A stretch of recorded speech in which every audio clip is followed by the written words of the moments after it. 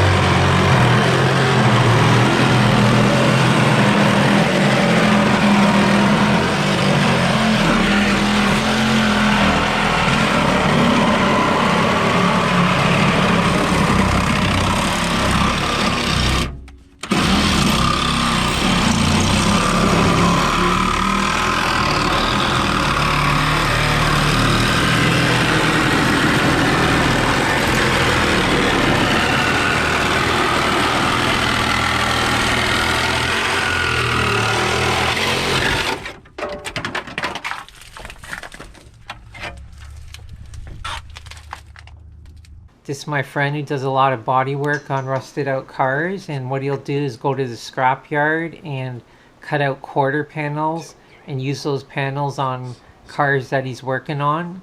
So what he said was the Milwaukee hacksaw works really good for this job because it's lightweight and he can use it with one hand.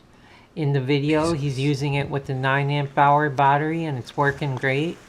He said the Sawzall, which he's tried, I'll include a clip, is a little bit heavier and bulkier, so he much prefers the hacksaw, and it seems to work just fine. Still got lots of juice.